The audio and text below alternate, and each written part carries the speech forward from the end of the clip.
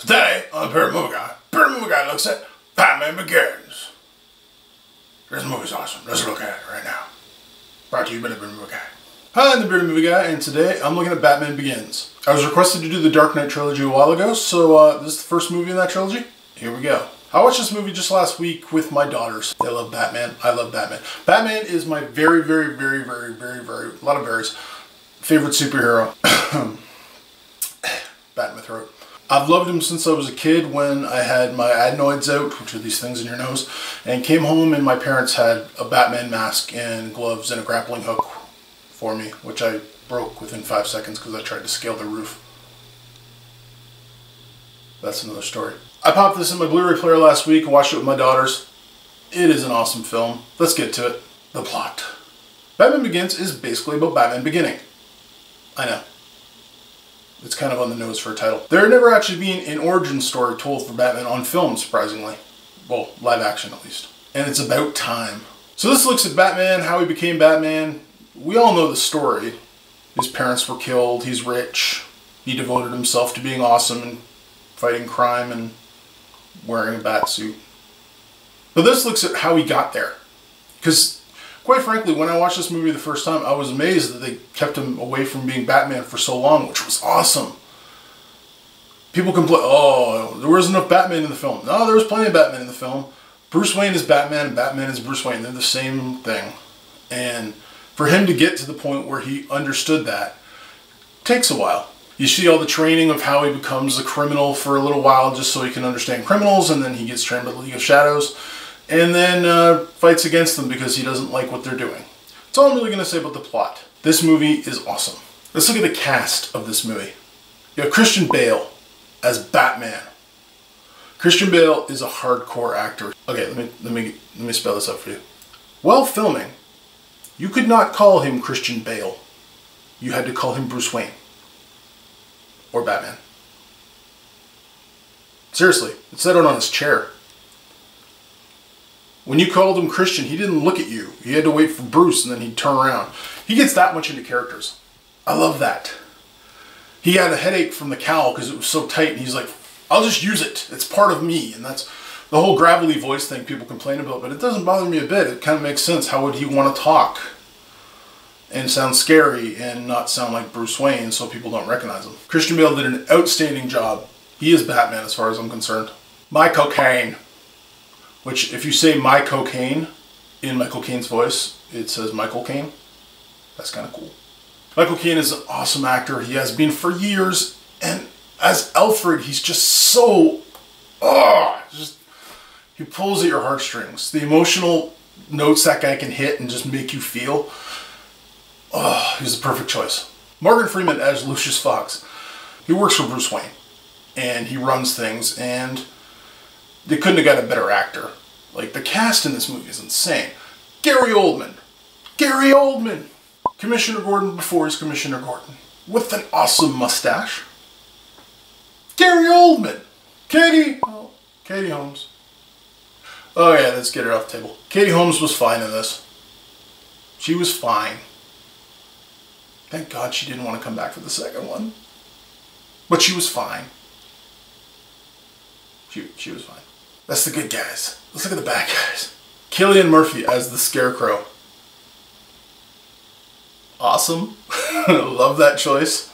Cillian Murphy, he just has this ability to kind of look menacing. Even though he's not a big guy, he has that total package of looking like you're not quite sure what the heck he's going to do, and then you put the mask on him and he works perfectly. Tom Wilkinson as Falcone. Tom Wilkinson's awesome, and he's such a good villain. I love the scene in the restaurant where he goes to shoot Bruce Wayne in the face and is just like, I could do this and I don't care. No one's going to stop me. He's just a great villain. Liam Neeson. He's come a long way since Darkman. Oh, he's awesome. I love Liam Neeson. He has this great air about him, and it's just the way he is Batman's mentor and then later on his adversary. Spoiler. And then Ken Watanabe is Ken Watanabe. Ken Watanabe is a fantastic actor, and although he only has a small part, I was thrilled that he was in this, and it obviously set up him to work with Nolan again in Inception, which just makes it even better. And you even have Rutger Hauer in there as the jerk CEO of Wayne Enterprises. I love Rutger Hauer. That guy's awesome. It's nice to see him get some good work. All these people were brought together by Christopher Nolan. I'll be honest, and you may have figured this out by now, Christopher Nolan is my favorite director. I said it. I'm a fanboy if you want to call me one. I don't even freaking care. I watch over 500 movies a year, and he is my favorite director. Everything he's ever done is great. There's various levels of his greatness, but man, the man knows how to make a picture that I love. He speaks to me in a really deep, heart, Batman-y sort of way. He took Batman and just brought it back to what it should be. He's just a guy who's fully committed to what he's chosen to do. And because of that, he has no limitations, even though he's human. The way Nolan films things, the way he takes shots and big sweeping shots, and just, I love the fact he likes doing things real. Like the tumbler. First time I saw the picture of that thing, I was like, that's terrible. It looks ugly. Man, that's the best Batmobile ever. And I love the fact that it was a real car. Like, it did all the real things that it did, and you can see that in the bonus features if you ever watch them. It's incredible. I want one. Our car is actually called the Tumbler Jane. That's a side note. And we were going to call it Jane after Firefly, or the Tumbler, and my girls butted heads, so the Tumbler Jane. Ah, I love Batman. Thank you, Christopher Nolan. Thank you for bringing him back to me. Because, yeah, he was gone. And you brought him back in the best way possible. So you have the acting, you have the directing, you have the screenwriting, which was done by Nolan, his brother, and David Goyer. David Goyer is a very good screenwriter if he has someone else with him, I believe. I think he needs someone else to rein him in, kind of. And he had that with the Nolan brothers. Then you have the music. Hans Zimmer knocked Batman Begins and the whole trilogy out of the park. He totally just, oh, it's so awesome. The deep, booming, you know what, screw it. Listen to that.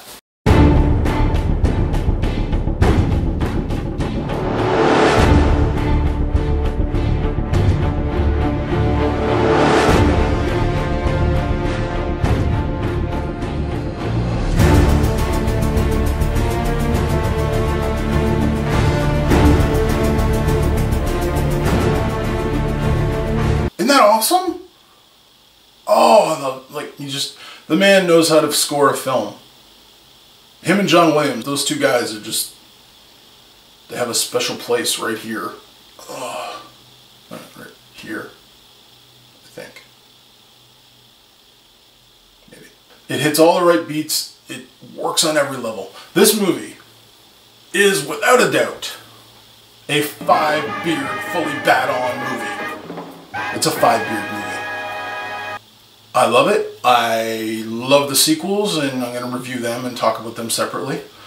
But yes, check this movie out. If you haven't seen it, check it out. Watch it. Love it. If you don't like it, tell me why. Give me like 5 good reasons why you don't like this movie, because I can't come up with one of them. Unless you hate Nolan. Because you're, oh, I don't like the good, interesting filmmaking he does. Okay, that's fair enough. Everyone's entitled to their opinion. So, how many times have you seen Batman Begins? I'm probably ranging on about 7, I think. Probably. I watch it usually at least once a year.